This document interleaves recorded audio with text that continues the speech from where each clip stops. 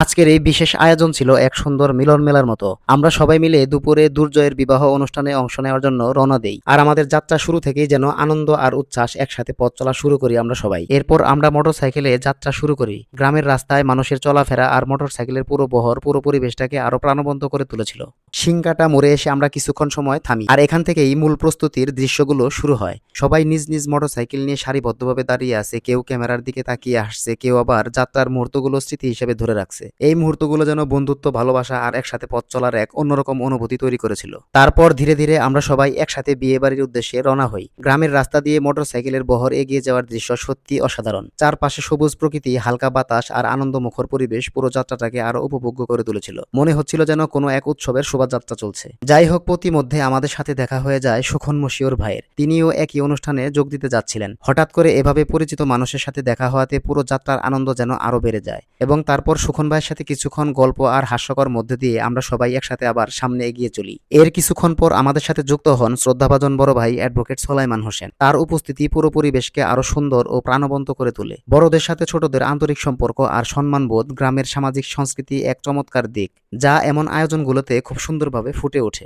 অবশেষে আমরা পৌঁছে যাই বিয়ে বাড়িতে। সেখানে ঢুকতেই চোখে পড়ে হিন্দুদের বিয়ের ঐতিহ্যবাহী সাজসজ্জা, রঙিন পরিবেশ আর উৎসবমুখর আয়োজন। চারিদিকে আত্মীয় স্বজন ও অতিথির উপস্থিতিতে পুরো বাড়ি যেন আনন্দমুখর হয়ে উঠেছিল। গ্রামীণ ঐতিহ্য আর সৌন্দর্যের এক অপূর্ব মিশ্রণ ছিল পুরো পরিবেশে। বিয়ে বাড়িতে পৌঁছে সবার সাথে শুভেচ্ছা বিনিময়ের পর দেখা হয় দুর্জয়ের সাথে। আজকের পুরো আয়োজনের মূল কেন্দ্রবিন্দু যেন তাকে ঘিরেই। ব্যস্ততার মাঝেও অতিথিদের আন্তরিকভাবে অভ্যর্থনা জানানোর জন্য সত্যি প্রশংসার মতো ছিল। এমন মুহূর্তগুলো জীবনের স্মৃতির পাতায় অনেকদিন ধরে থেকে যায়। দুপুরের প্রচন্ড গরমে কিছুটা ক্লান্তি চলে আসছিল সবার মাঝেই। তখন রাসেল সবাইকে একটু ঠান্ডা খাওয়ানোর পরিকল্পনা করে। গরমের মধ্যে এমন ছোট ছোট আয়োজনও অনেক বড় স্বস্তি এনে দেয়। সবাই মিলে আবার সিংকাটা মোড়ে ফিরে গিয়ে একটি দোকানে বসি। দোকানে গিয়ে সবাই মিলে ঠান্ডা পানীয় খেতে খেতে গল্প আর হাসির মুহূর্তগুলো যেন পুরো ভ্রমণকে আরো উপভোগ্য করে তোলে। গ্রামের ছোট্ট দোকান, পাশে বসে থাকা মানুষজন আর একসাথে কাটানোর সময় সবকিছু মিলিয়ে এই মুহূর্তগুলো ছিল একদম প্রাণের কাছাকাছি। এরপর কিছুটা সময় বিশ্রাম আর আড্ডার পর আমরা আবার বিয়ে বাড়িতে ফিরে আসি। তখন পুরো আয়োজন আরো জমে উঠেছে। অতিথিদের আনাগোনা, রান্নার ব্যস্ততা আর চারপাশের আনন্দময় পরিবেশ দেখে মনে হচ্ছিল সত্যি একটি সুন্দর সামাজিক উৎসবের অংশ হয়ে গেছি। এরপর শুরু হয় দুপুরের খাওয়া দাওয়া।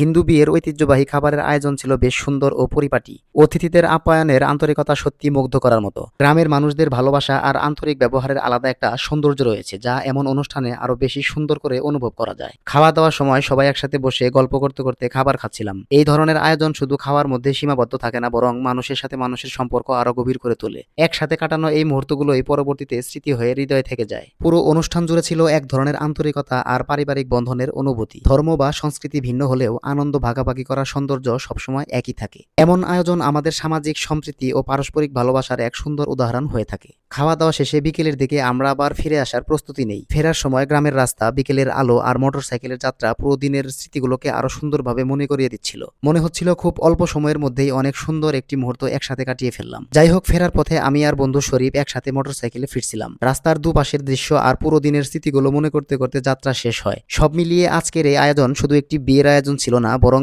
সুন্দর কিছু মানুষের সাথে কাটানো আনন্দ, ভালোবাসা আর স্মৃতিময় একটি দিন ছিল। এই ছিল আজকের ছোট্ট ভিডিও। ভিডিওটি কেমন লাগলো অবশ্যই কমেন্টে জানাবেন। ভালো লাগলে শেয়ার করবেন। দেখা হচ্ছে পরবর্তী ভিডিওতে। ততদিন সবাই ভালো থাকবেন। আল্লাহ হাফেজ। আসসালামু আলাইকুম।